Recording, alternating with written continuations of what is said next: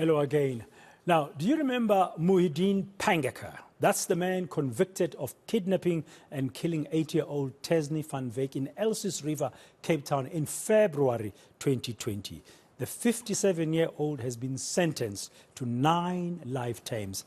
Pangaka was found guilty of 21 of the 27 charges that he faced in October. These included 8 counts of rape of a minor, sexual assault, and the sexual exploitation of children, among others. Eric Ntabazalila, NPA spokesperson, joins us now for more and give us some reaction about the sentencing. Good afternoon, Mr. Ntabazalila. So what does the NPA think about this sentence? We are delighted at the sentence that was handed down today. We are especially delighted that we asked the court in October, just after October, during sentencing proceedings, that it must at least sentence him to 9 life terms, particularly on the charges where there are prescribed minimum sentences. That will be your 8 counts of rape and the murder of Tazne Van Wyk. We did so because we believed that there were no compelling and substantial circumstances which forced the court to deviate from the minimum sentences that were put there. And we also believe that he was a repeat offender and he targeted young women, and there were no chances of him being rehabilitated. So we believe the right and proper sentence for him was to go into prison for a very long time. Yeah. So the sentence has been handed down. I mean, the judge saying that Pangaka was a deceitful, manipulative, and a cruel individual who could not be placed back into society. There should be no parole. Yes. He also described him as a cunning, dangerous criminal who was a danger to society, particularly to women and children. Yeah. So the process legally, now that the sentencing has been delivered, would be he's in jail. Do you know, as the NPA, whether there's plans by him or his legal team to appeal? Is there room for that? We have not been notified of that for now. I think it's too early because the sentence just happened more than an hour ago. But whatever, if he brings an appeal, we will oppose that appeal in this court, even if it goes to the SCA.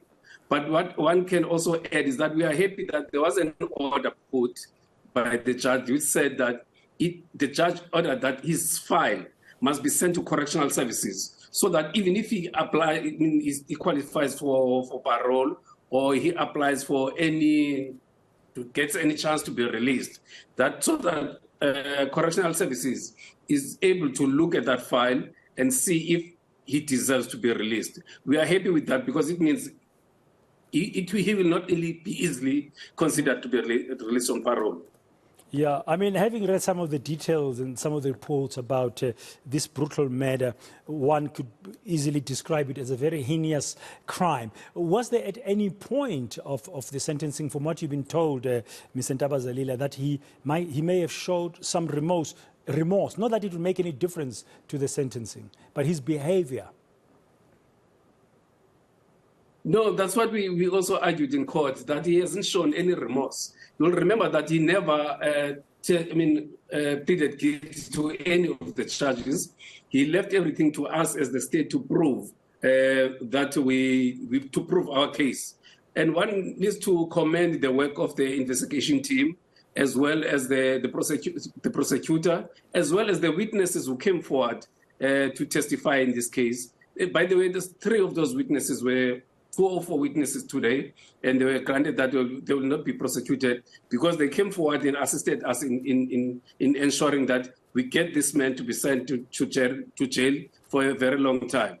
One also can commend the community, because you'll remember immediately after the disappearance of Tazne Van Wyk, the community stood up and started looking for Tazne, making everyone around the Western Cape, and I think around the country, to know that there was this case, which led to a widespread search of the girl, and which led to other cases coming to the fore.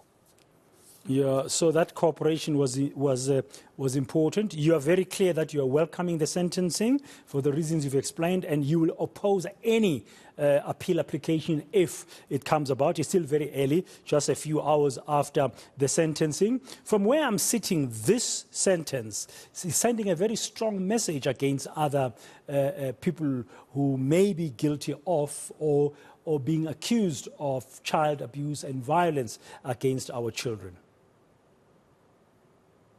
Yes, it is. It's our efforts within the NPA. We try to, over the years, to work to ensure that we fight. There's a concerted effort in the fight against GBV, and especially crimes against women and children. We are happy that those efforts are paying off. The efforts include having specialized prosecutors who will deal with these kinds of cases, as well as specialized courts that have specialized prosecutors, like I added, who will deal with these cases to ensure that we get justice for those victims of crime. Okay, thank you very much, Eric Ntabazalila, speaking on behalf of the NPA that has welcomed the sentencing of the killer of little Tazne Van Wyk to 9 life terms. And they will oppose any attempt at an application for appeal if it happens.